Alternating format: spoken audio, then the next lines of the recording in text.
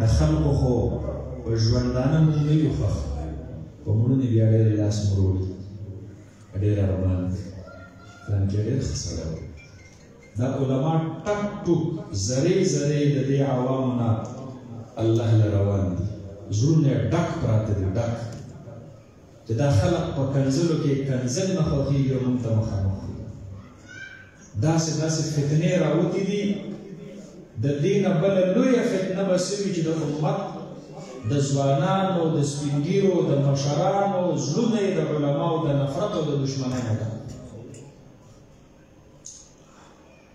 زمونږ یو شاګرد دی ما ته یې بله ورځ تلیفون کې ژړل ما ورته ویل ولې ژاړې اوس به عالم شي د خیر لس ورځې پس یې دستار بندېږي وایي زمونږ په کلي کې د جمعیت علما مشوره ده زما پلار ما ته وایي د دې سیکانو مشورې له ونیسئ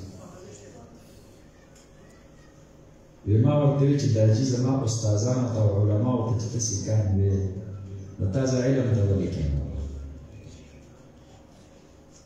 چې کله د خلقو په زړونو کې د علم قدر ختم شو او د علماو احترام ختم شو نبی علیه السلام ګوته سنګولې دا امت زما امت پاتې نه شو زما د امتي نښه به دا وي چې په ماشوم به شفقت کې د سپین ږیري به احترام کې د علماو به عزت دا درې نښې نو دا موږ ته مخامخ وایي ما به د حضرت شیخ صاحب په ځای باندې په دې تېر رمضان شریف کې ترجمه کوله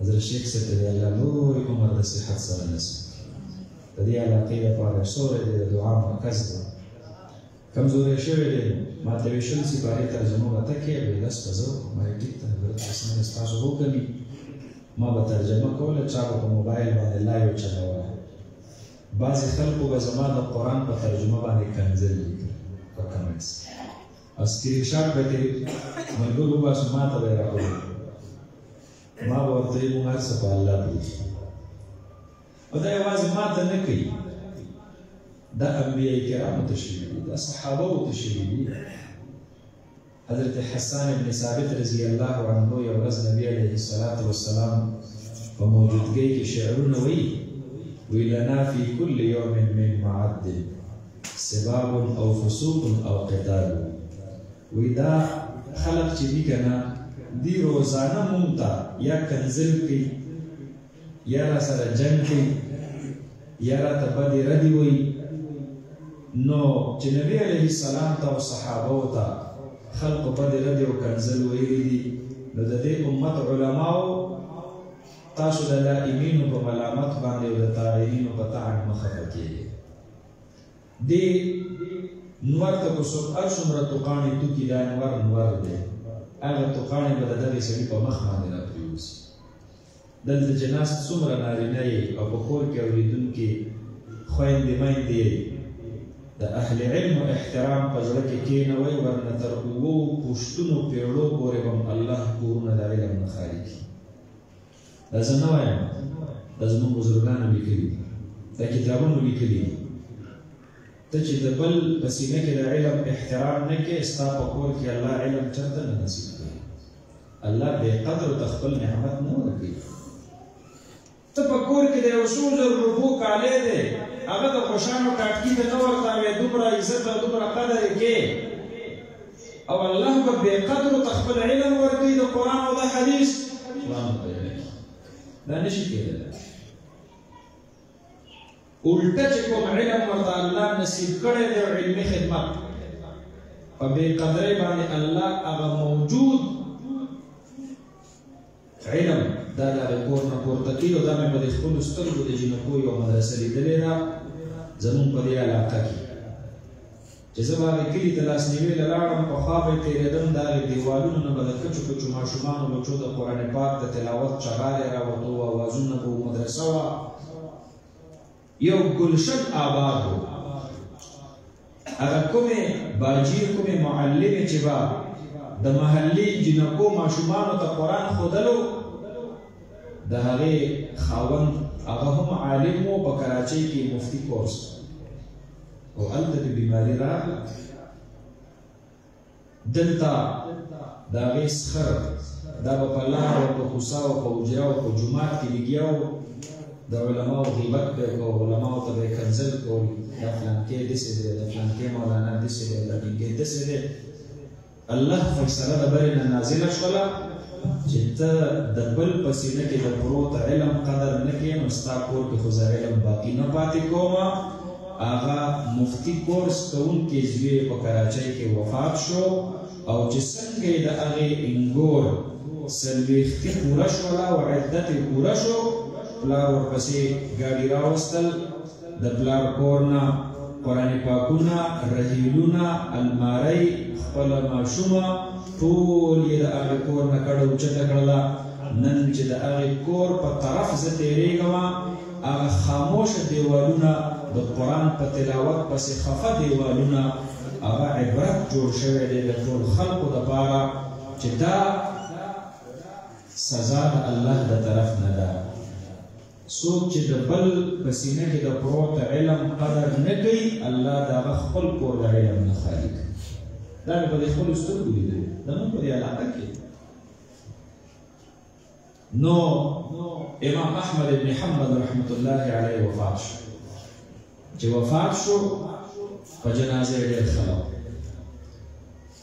ملا علی قاری رحمت الله علیه لیکلي دي چې د ده د لاش یې کله قبرستان ته راوړو نو په دې لاره کې د یهودو بستۍ هغې وکتل چې په دې لاش په شاته دومره خلک مقبرې ته روان دي دا چې غرق سړی دی تپوس یې وکړو څوک دی وی دا خو د دې دور عظیم امام دی امام احمد ابن حنبل بادشاہ ظلمن شهید کو خلق ورسره مینه ساتي خلق خفه دی بس د ده سره قبر ته را روان دي وی ښه دا د مسلمانانو عالم دی وی او دی یهودیان ورته وویل وی زموږ په تورات کې دا لیکلي دي چې څوک د آسماني کتاب علم لري د هغه په مخ کې الله رب العالمین یو نور نصیب کړی تاسو د ده دا مخ مونږ ته کولاو کوي مونږ امتحان اخلو چې ستاسو قرآن حق دی او حق نه دی او د هغې نور د امام احمد ابن حنبل صاحب رحمت الله علیه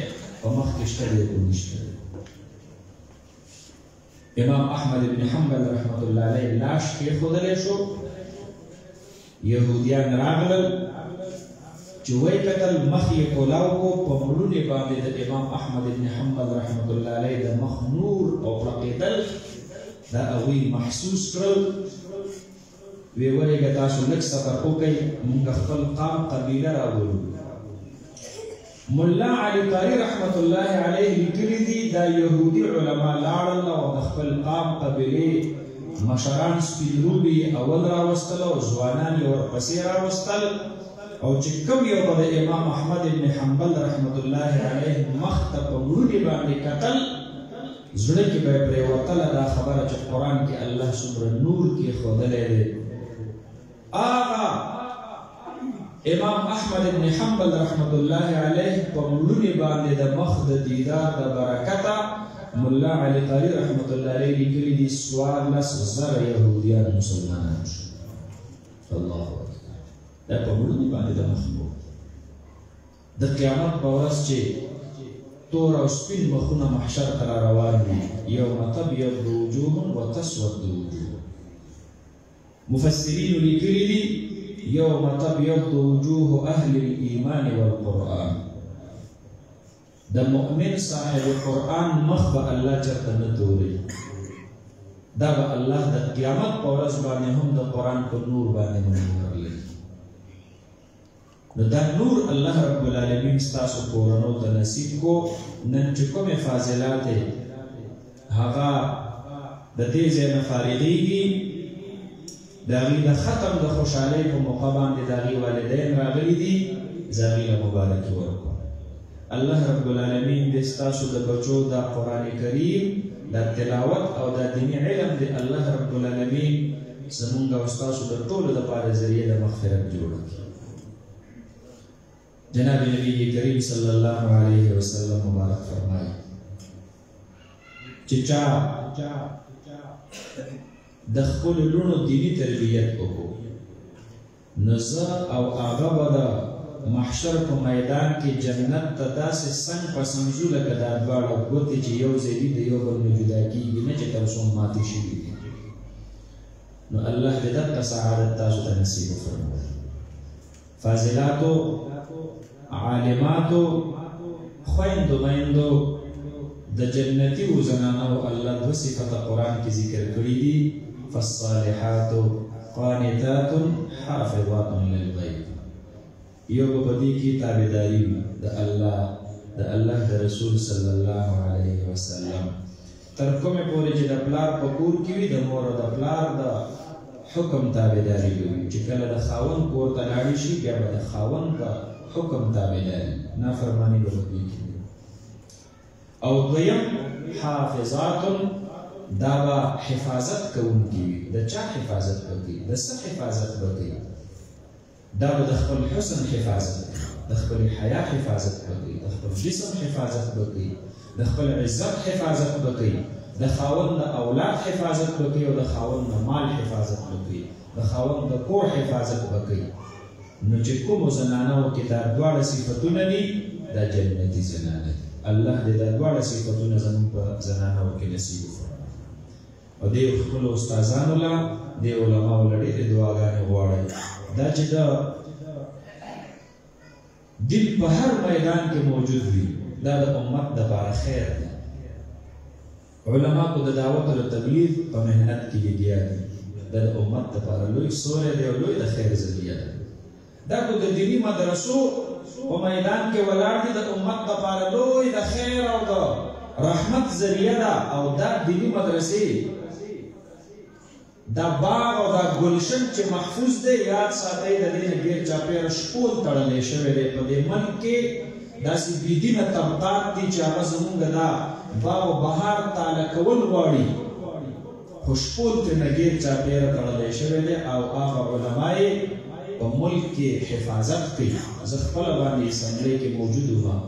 د جنکو د مدرسو متعلق یو ترمیمي قانون په اسمبلۍ کې پیش شو. Societies Registration Amendment Bill په انګلیش کې راغی. دا په هغې کې لیکلي وو کومه جینۍ چې په دیني مدرسه کې تعلیم حاصلوي دا به خپل کوایف قانع ته ورکوي. کوایف چا ته ویل کېږي؟ نوم، پته، موبایل نمبر او تصویر. دا څلور څیزونه به د دې په تاڼه کې پراته دي. یو دیندار سړی هم دا نه ګواره کوي چې زما د لور تصویر د تاڼې ته ورسي، د هغې د موبایل نمبر د تاڼې ته ورسي، د هغې اډرس او پته د تاڼې ته ورسي. الحمدلله مال الله توفیق راکو او د دې صوبې د بناتو د 8000 مدرسو د هغې مقدمه مو په اسمبلۍ کې لړاو کړله او د خپلې مدرسې مو ترېنه محفوظې کړلې. نن چې په دې ټوله صوبه کې څومره طالبان دیني علم حاصلوي او د هغې تصویر خو لویه خبره ده. د هغې د لاسو د ګوتو نوکونه هم چا بهر نه دي لیدلي. دعا کوئ هغه علماو ته کوم چې د وخت د جابرانو خلاف هغه په حکومت کې لګیا دي او ستاسو د دیني مدرسو د تحفظ او د پهردارۍ خدمت سره انجام کوي. الله رب العالمین دې د هغې علماو سره خپل نصرت شامل حال. ورونو تاسو ته هم وایم چې د چا په کور کې طالب العلم دی یا عالم دی یا حافظ دی یا عالمه ده یا حافظه ده یا یې بچي د عالم نه قرآن ویلی دی، د خپل بچي د قرآن د استادانو دشمني مه کوئ. ورځې را روانې دي د 10-20 ورځې بعد چې کومه معرکه ده موږ د خپلو لاسو دلته خپل مشر ځان نه منتخب کوو. هر څه چې کوئ کوئ، خپله خوښه ده، الله ته به جوابدeh یئ. خو یو درخواست درته کومه د خپل بچو د قرآن د استادانو دشمني به نه کوئ، ورنه دا نعمت به الله د کور نه رخصت کړي. لویه قدرداني وکړئ. دا چې په کوم میدان کې ولاړ دي دا د الله رحمت دی. خویندو میندو ته هم دا درخواست کوم څومره درنه کېدلی شي د علماو د حمایت، د علماو د ملګرتیا په خپلو کورونو کې خپلو نارینهو ته ترغیب ورکوئ. د دې نه لوی اعتماد به څه وي. دا اوس چې دا کومه مرحله راتلله نو زما په فارم کې زما نوم حضرت شیخ صاحب په خپله باندې ولیکلو. لوی دلیل د دې نه د دې علاقې دپاره بل څه کېدلی شي؟ څوک دلیل غواړي؟ څوک په ثبوت کې غواړي؟ دا اکابر دا علما چې په یو ځای کې ولاړ دي دا په ګمراهۍ ولاړ دي، دا په غلطه ولاړ دي، دا بې ضرورته ولاړ دي. هرګز د خلکو په پروپاګانډو کې او په خبرو کې را نه شئ. د خپلو بچو دیني مستقبل او د مدرسو تحفظ کو غواړئ، دا علما مه تنها کوئ، دا مه بې لاسو بې خپو کوئ، مه جوړوئ د دینه د هغې ملکونو علما کم علما چې بې لاسو بې خپو تنې تنها دي. نن چې هغه هلته په مسجد نبوي شریف کې د دواړو جهانو د سردار مبارک په منبر باندې کینی، نو هغه د قرآن او د سنت آزادانه خبره نشي کولی، ځکه هغه حکومت تړلي دي او پابند کړي دي، هغې په لاس کې هېڅ اختیار نشته دی. لیکلی شوی تقریر ورته راځي او هغه قوم ته ښایي. هلته به په غزه او په فلسطین کې د مسلمانانو چغې اسمانونو ته رسیږي، او دلته به په ریاض کې په سعودي عرب کې د سعودي عرب حکمرانانو د ریاض فیسټیول په نوم باندې د یورپ ډانسرانې راوستي، په ارض الحرمین باندې به یې ګډۍ. په مسجد نبوي شریف کې یو خطیب او یو عالم د هغې خلاف آواز نشي اوچتولی. مه کوئ د پاکستان علما، مه تنها کوئ، د پاکستان علما مه کمزوري کوئ، ګیر چاپېره ترېنه ودرېږئ، ډاډ ورله ورکئ، پوکه ورله لاس کېږدوئ. مولانا صاحب په سخت میدان کې ولاړ یې، موږ دې په شا باندې ولاړ یو. وړه خبره ده، دا ډېره وړه خبره ده. زموږ بچو ته د الله قرآن او د الله دین ښودلی دی. تاسو نه موږ به ګرځو، موږ به خلکو ته سوال او منت کوو، موږ به ستاسو دا پګړۍ ګټو، موږ به ستاسو دا شملې اوچتو. زموږ د کورونو نه به د الله اکبر آواز راوځي، زموږ د کورونو نه به مدرسه او عالم زنده‌باد آواز راوځي.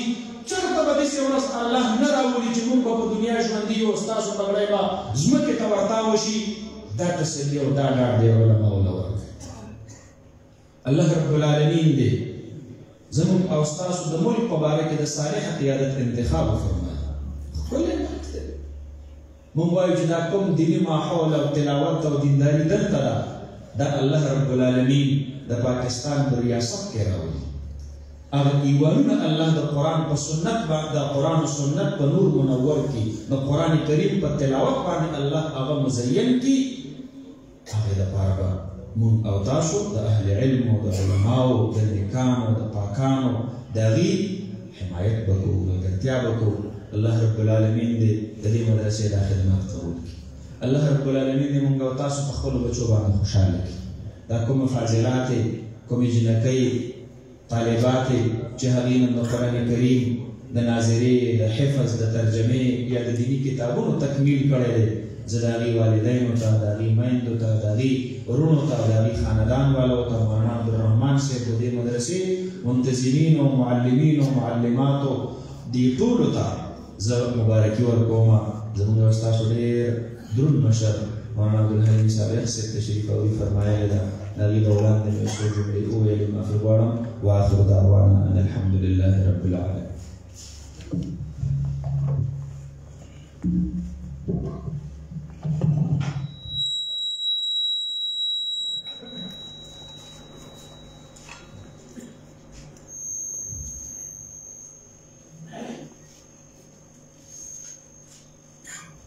دین بعد حضرت صاحب صاحب نے ابھی تشریف فرما دی، ابھی میں بخاری شریف ختم فرمائی اور مونگا تاسو تبکار دی تاسو دا خاص دی چې په ختم په منځ کې پاسه ما دا وی خبرې او دا وی دا ختم دا په توجه سره وایي. دا غي نو وروسته بیا دعا کیږي. حضرت صاحب سے دعا فرمایي او دا غي نو بیا مجلس وکړي.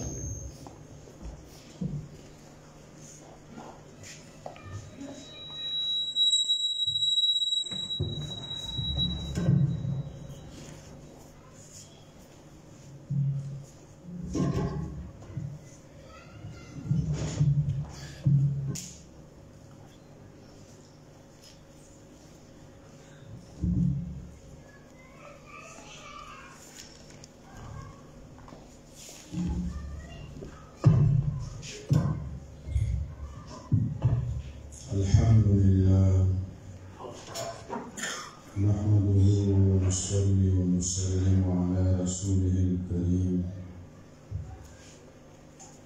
بسم الله الرحمن الرحيم. باب قول الله ونضع الموازين القسط ليوم القيامة وأن أعمال بني آدم وقولهم توزن.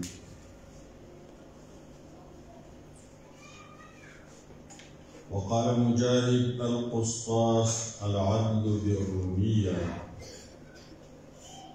ويقال القسط مصدر المقسط وهو العادل، وأما القاسط فهو الجائر. وبه قال حدثنا أحمد بن أشكاب قال حدثنا محمد بن فزيل عن عمارة بن القعقاع عن أبي زرعة عن أبي هريرة رضي الله تعالى عنه قال قال النبي صلى الله عليه وسلم كلمتان حبيبتان إلى الرحمن خفيفتان على اللسان ثقيلتان في الميزان سبحان الله وبحمده سبحان الله العظيم. درود شريف صلى اللهم صل وسلم وبارك على سيدنا محمد وعلى آل سيدنا ومولانا محمد كما صليت وسلمت وباركت على إبراهيم وعلى آل إبراهيم إنك حميد مجيد. الله جل شانه بخاري شريف، مسلم شريف، ابو داود، ترمذی چې د هر کتاب کې کم از کم 15,000 شپږ احادیث نو تقریبا 130,000 احادیثو تلاوت وشو، ختم وشو. هغې کې د اعلی درجې کتاب بخاری دی، اصح الکتب بعد کتاب الله. د کتاب الله نه وروستو د ټولو نه زیات په مخ د ځمکه صحیح کتاب هغه د امام بخاري. دې کې 9,000 د پاسه احادیثو تلاوت وشو او 3 کتابونه په دې کې مجموعه ده.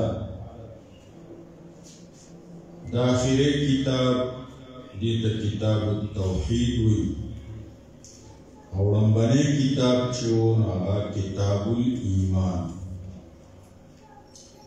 شوریم د ایمان نه وکړه او ختم بیا په ایمانیاتو کو خاتمه بالایمان ته اشاره ده. اخیره باب راوړ باب قول الله ونزع الموازین القسط لیوم القیامه. د قیامت د ورځې تذکره په اخر کې راوړه. نو ختم نبوت ته اشاره ده چې نو سنشتا بس اخیره امت ده، اخیره کتاب ده، اخیره پیغمبر ده.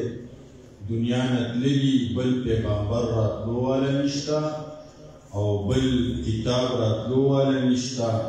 د ختم نبوت عقیده ته هم اشاره. ورسره فکر آخرت ته اشاره ده چې د آخرت فکر څومره عالی و دومره به نیکو توفیق نصیب کېږي، دومره به انسان الله جل شانه ته نږدې. څومره چې د آخرت فکر انسان سره ډېر نو دومره به الله پاک د آخرت مراحل اسانه. او څومره چې غم پشا ژوند تېرې شپه ورځ تېرې شي او ده ته خپل مرګ مخې ته کېږي نه، فکر او سودا یې نه، فکر کې یې نه. نو دومره به د آخرت منازل ګراني. بیا د آخرت په میدان کې سخت مرحله هغه درې یو چې عملنامه به په ښي لاس میلاویږي که په چپ دا ډېره درنه مرحله. دویمه مرحله چې د پل صراط په پل به تیر وځم او که نه دوزخ به مې ځان ته راکاږي او تاو به شم. او دریمه مرحله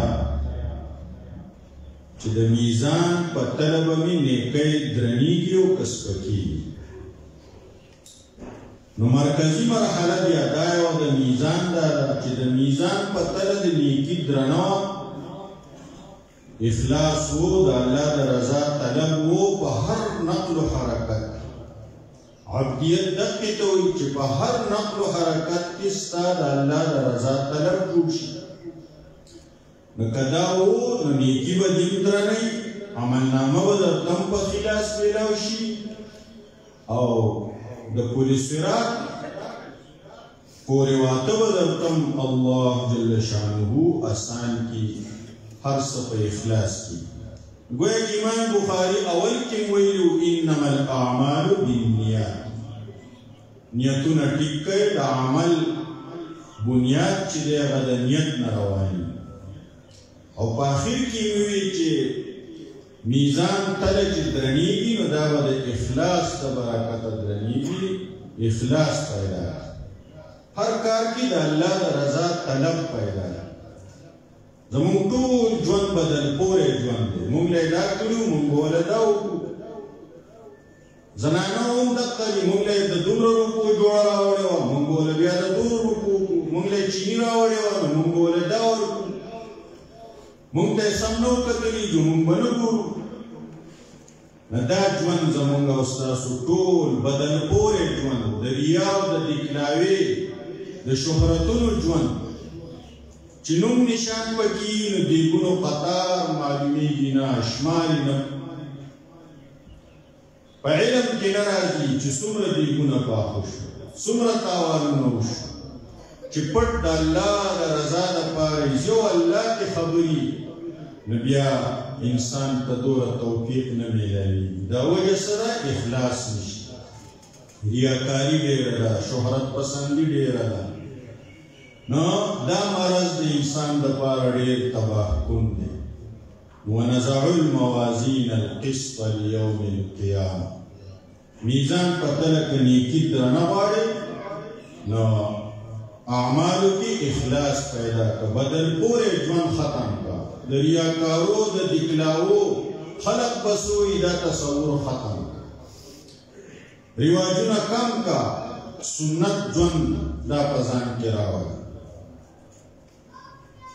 بل امام بخاري د حقوقو درس ورکوي چې پردي حقونه دا به تلل شي چې تا څومره ضایع کړي. تا شاګرد له سپېړه ورکړه، تا شاګرد وواخو، تا نوکر وراکړو سپکې سپورې دې ورته ووې، تا انګور ته سپرګې سپورې وې. دا به د قیامت په ورځ تلل شي. دا تا په څه وجه ویلي؟ هغه وجه به هم تلل شي چې هغه وجه ډېره درنه وه او که ستا دا سپکې سپورې درنې. دا دا نوکر په څه وجه والی و، تا دا شاګرد په څه وجه والی و، دا واټ ټکول دې په څه وجه کړي وو، نو هغه وجه به هم تلل شي او ستا دا واټ ټکول به هم تلل شي. ونزع الموازین القسط. یو صحابي وایي زما مریان دي ما سره دوکه کوي، زما مریان دي ما ته دروغ وایي، زما مریان دي زما نافرماني کوي، نو زه یې وهم وم او رټې سپورې کنځل ورته هم کوم. نبی علیہ الصلوۃ والسلام ورته فرمایي دا هغه نافرمانۍ، دا هغه دروغ هغه هم تلل شي او ستا د رټې سپورې او وخل ټکول دا به هم تلل شي. صحابي په دې سترګو کې و خیرالې وي، تا ته دا آیت نه دی معلوم ونزع الموازین القسط لیوم القیامه. نو هغه خفه شو، فکر یې راغی چې خلاصه او نجات او خیر زما په دې کې دی چې زه دا ټول مریان آزاد نو د قیامت د تذکره د آخرت فکر دا په انسان کې بدلون راولي په انسان قبله سموي بل امام بخاری ونزع الموازین القسط دې راوړ چې میزان باندې به زما او ستا اعمال تلل شي نو اعمال خو تللی کېږي نه مونځ به څنګه تلي مونځ خو څه بوجۍ نه ده چې راوایلی او کېږي وایي تلي امام بخاري دقت تا ته ما او تا ته وایي چې کومه خبره ستا عقل نه اخلي هغه به په وحي سره معلومې او په هغې به ایمان راوړي ستا عقل یې نه اخلي خو الله ویلي دي ونزع الموازین القسط نو زما ایمان دی نن سبا ځوانان کله سکولونو کالجونو کې پروفیسرانو لیکچرارانو نه متاثر شي دا خبره عقل نه اخلي دا خبره ټیک ده په شریعت کې شته خو ساینس یې نه مني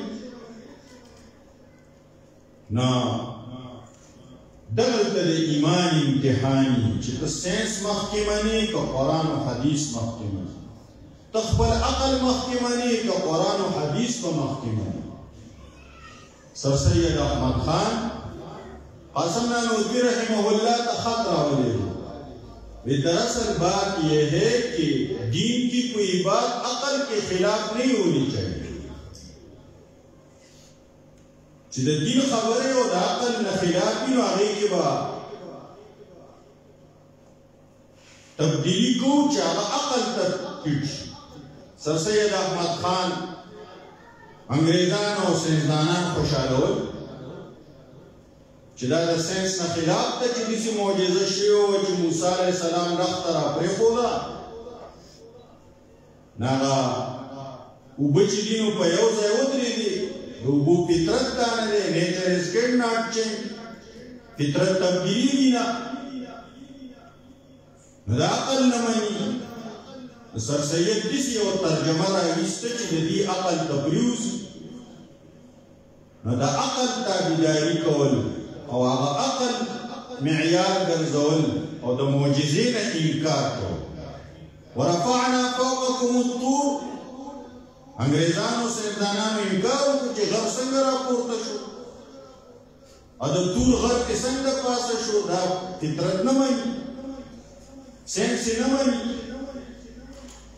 ساینس فرشتې نه مني چې فرشتې شته جنات نه مني چې جنات شته ځکه زموږ لیبارټرو زموږ خوربینونو موږ ډېر باریکې باریکې آلې ایجاد کړې باریک باریک څیزونه پرې موږ ویلو خو موږ پیریان پرې چېرته ونه لیدو موږ پرې چېرته فرشتې ونه لیدې که وی نو خو زموږ د حالاتو به معلوم کړو دلته د ایمان او د ساینس او د عقل د امتحان ته اشاره ده امام بخاري په آخر کې باب راوړ چې قرآن او حدیث کې به عقل نه چلے عقل سره به نه پیټ کې بلکې دا نظریه به جوړه کړي کوم ځای کې چې عقل کار پرېږدي نو هلته د وحي ضرورت کوم ځای کې چې ساینس هغې ته رسایي نه کېږي نو هغه به په وحي سره معلوم ونزع الموازين القسط ليوم القيامة وأن أعمال بني آدم وقولهم توزن أعمال بني آدم أقوال بني آدم دابت للكيب مجاهد رحمه الله چې قسطاس دا عدل کوي په رومي انګریزي ژبه ويقال القسط مصدر المقسط دا مصدر د مقسط دی یعنی د اقساط مصدر وهو العادل مقسط عادل توي او قاسط جائر توي حدثنا احمد بن اشكاب قال حدثنا محمد بن فزيل عن عمارة بن القعقاع عن ابي زرع عن ابي هريره رضي الله تعالى قال قال النبي صلى الله عليه وسلم كلمتان حبيبتان دو کلامونه دي چې الله ته خواږه دي یعنی ویونکي خدای ته محبوب دي خفیفتان علی اللسان په ژبه اساني زر زر ویل شي ډېر مقدار کې ویل شي ثقیلتان فی المیزان د میزان په تله درني اغسلی سبحان الله وبحمده سبحان الله العظیم. امام بخاری دې کی تلاوت ته اشاره کوي چې د میزان په تله درون کلام هغه تلاوت دی.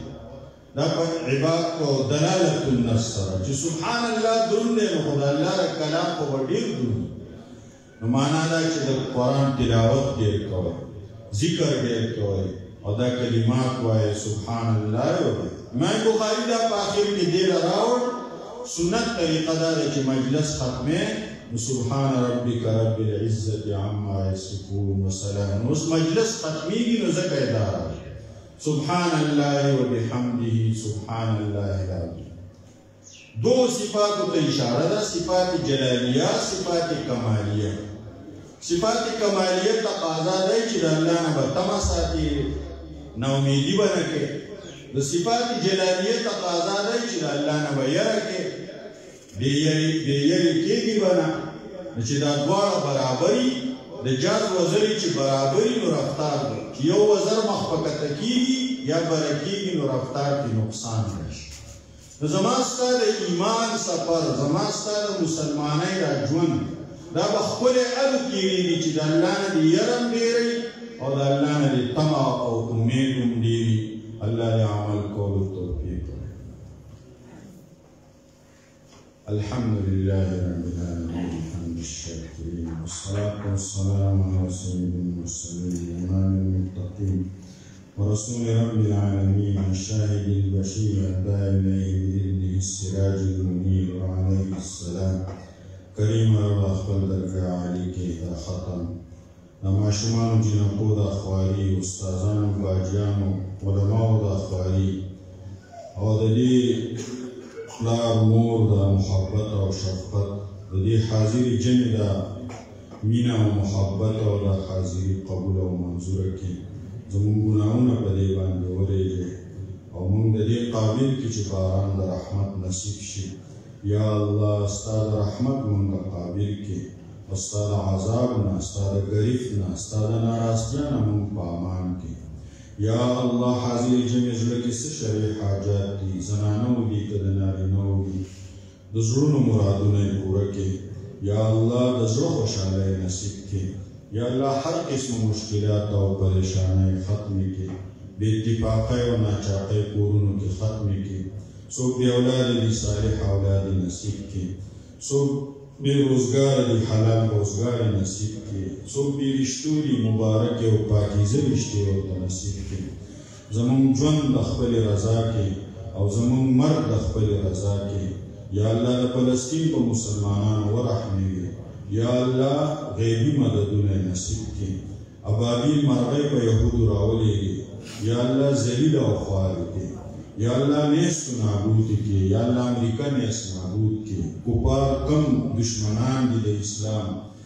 یا الله بدخوالی خوگربا هدایت ورتو کی، هدایت قسمت کی نہیں مسلمان تی نجات ورکی. یا الله مسلمان دا غلبا ورکی. یا الله دی دین حفاظت وکی.